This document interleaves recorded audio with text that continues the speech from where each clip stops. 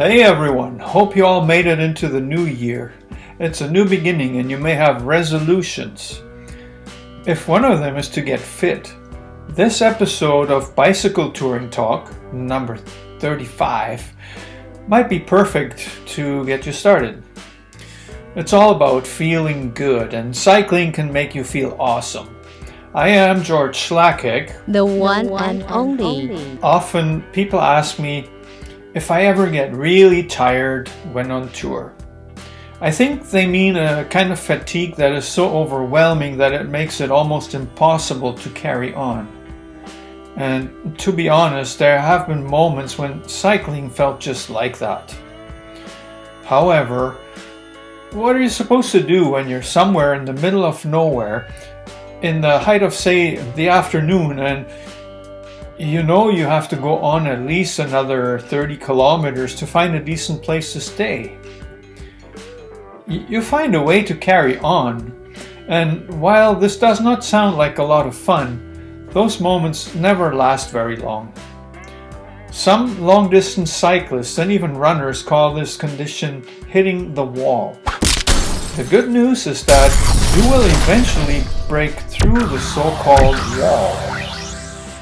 In a previous episode, I described how I was cycling beyond my intended destination for the day on one occasion, seemingly without effort. After many hours of cycling, I had entered a different state, many call the zone. At that point, cycling feels great.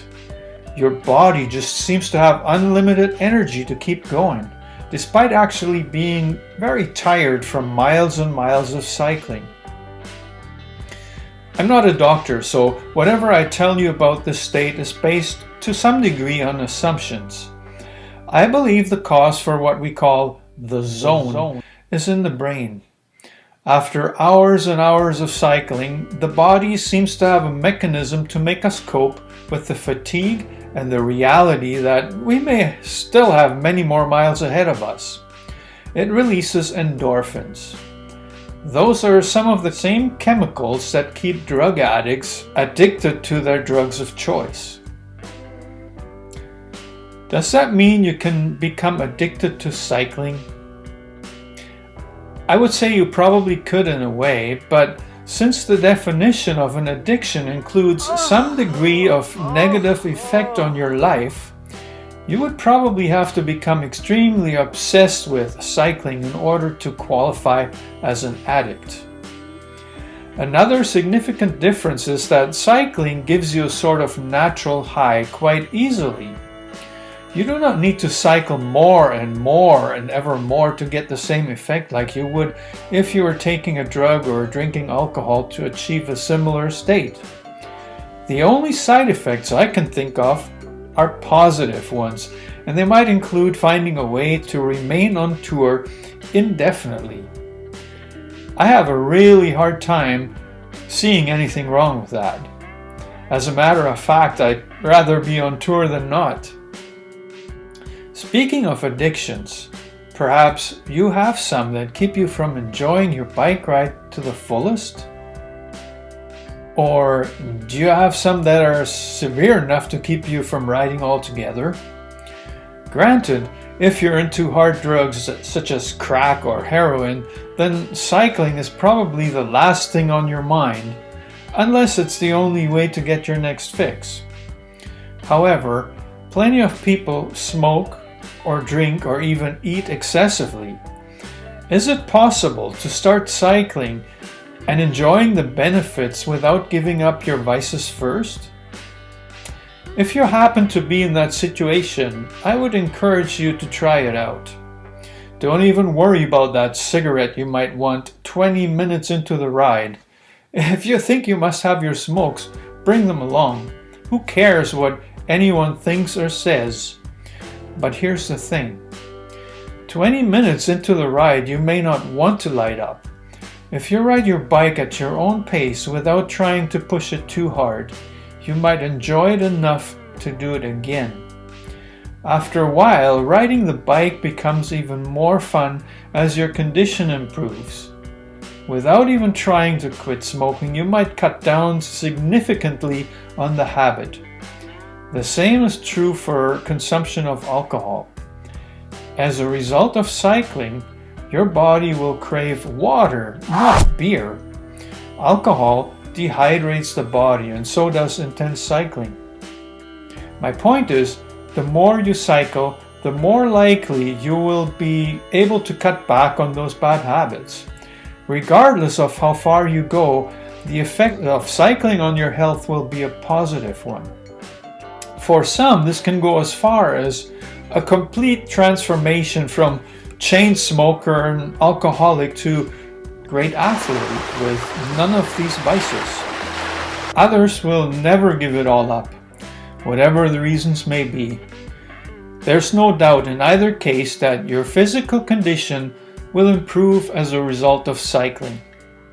I myself am not a smoker nor a heavy drinker, but I do not mind a beer or two on occasion before bed, and have on rare occasions smoked a few cigarettes, even while on a tour.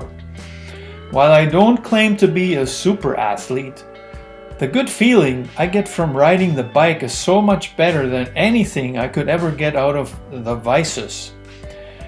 Riding the bike intensely can give you a natural high without having any negative effect besides a sore butt, and I promise that will pass too. If you partied a bit too much one night, you will probably feel the effect the next morning when you get on the bike. But intense cycling allows you to get rid of a hangover quicker and feel better so much sooner. The long-term result of cycling regularly is, more likely than not, that you get your vices and addictions under control, simply because they will eventually start to interfere with your enjoyment of cycling. Whenever I hear someone complain that their doctor told them they should exercise in order to lose weight or strengthen their heart, but they really don't enjoy exercise, I wonder if they've tried cycling. Like in the first chapter of my book, Destinations Are Fake, that one, I like to remind people of how much fun it used to be when, as kids, they first learned how to ride a bike and enjoy the freedom that came from it. For most people, I would imagine that is a positive memory. So, why is it that so few people stick to the bicycle for regular exercise or transportation? I believe the bike industry is partially to blame. When you walk into a bicycle store, it can be intimidating. Eager salespeople are intent on selling you a bike that costs close to or over $1,000, along with accessories that are at best non-essential. Who hasn't seen those bike clothes that have advertising printed all over them and can make even the most athletic person look kind of ridiculous? This is not what cycling is about. One aspect that makes riding bicycles so great is their simplicity and the fact that almost anyone can learn to ride one. You don't need the lightest or most sophisticated bike to enjoy a good ride. In fact, a heavier steel frame bike will generally give you a more comfortable ride than a lighter one with an aluminum frame. The effort it takes to ride either one is about the same because the weight difference is just a few pounds. Too little to notice even when climbing a hill. A bike with inexpensive components made from steel is also generally more durable than the more expensive ones. Higher-end bikes have many parts, derailleurs and sprockets for example, that are made from lightweight alloys. And sure, the result is a lighter bike, which makes it easier to ride, at least in theory. In reality, however, the difference is minimal and you will likely not even feel it, especially not when you're carrying panniers with 50 pounds of luggage inside. Yet, we are often being told that we need to invest in a quality bicycle that costs at least $700 or $800 or $1,200. This, my friends, is deception. While there are store brand bicycles on the market that don't ride well because they're poorly made, you can still buy a decent bike for around $500, much less for a good used one. Forget the accessories and the bike-specific clothes unless you really like them or you're planning to get into racing. Just focus on having fun. Cycling is supposed to feel good. You don't have to be an expert or own a high-end bicycle to experience that. If riding your bike doesn't feel good, perhaps you're pushing yourself too hard too soon or just haven't found your ideal pace yet. I would encourage you not to give up too soon because it can take a while to become entirely comfortable on a bike. Perhaps you need to find a route where you're away from cars so you can focus more on riding than on traffic. Whatever the case may be, give cycling a chance. The benefits are many. The good feeling that comes from a bike ride doesn't just last for the duration of the ride itself. Even hours later, I tend to feel great. My muscles relax easily and blood circulation is at its best. It is much easier to get a good night's sleep as well. Strangely enough, riding a stationary bike at the gym doesn't work as well. It simply does not have the same effect and is also very boring by comparison. That is a bit unfortunate where climate in the winter makes cycling difficult. How can you get that same great feeling when cycling outside is just not an option for you? In my experience, the best way is to go on a tour in a country where climate is not a problem. I realize that this is a tall order, but it is something I would highly recommend for your bucket list once you have found the perfect bike ride feeling or zone for yourself. To conclude this episode, let me remind you that it takes time to build stamina.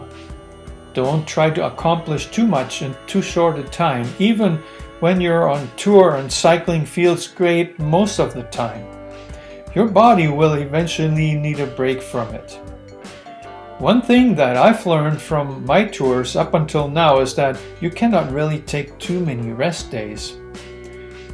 One reason for this is accumulating fatigue.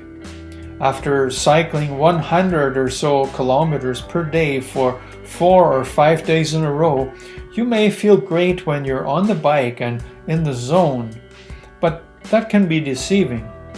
Your body may actually become run down to the point where everything else starts to bother you. I have experienced this a few times myself.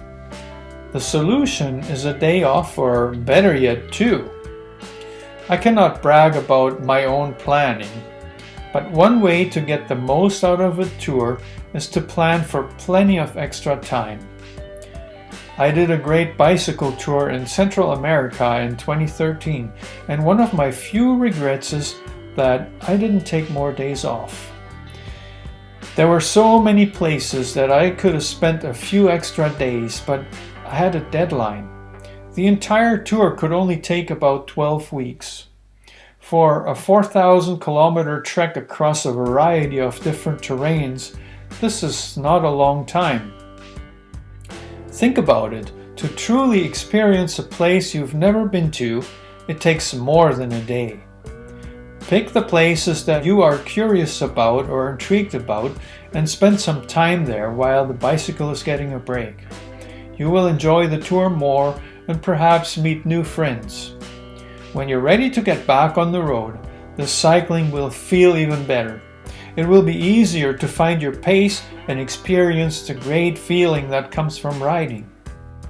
After being on tour for a period of a few weeks or months, it can be hard to reintegrate into what most of us call normal life. Having a regular job and live in the same place for an undetermined amount of time can start to look like a step down from a great adventure. In the next episode, I will tell you about my last few weeks of touring Mexico and how I felt about the prospect of returning to Canada. I hope you'll join me for that. This video, as all the others in this playlist, is based on my book, Destinations Are Fake. You can check it out in the description. It was my first book ever, and while it is far from perfect, I'm proud of it. Writing a book is a huge undertaking, and I'm planning to do it again. When we get to the end of the Mexico tour, I plan on telling you about how my life changed afterwards and how I came to do my second major tour across Central America. Those will be scripted videos, and they shall form a template for another book. Bicycle touring stories are worth telling. You can't make up some of the stuff that happens out on the road, and that's why I'll keep telling them.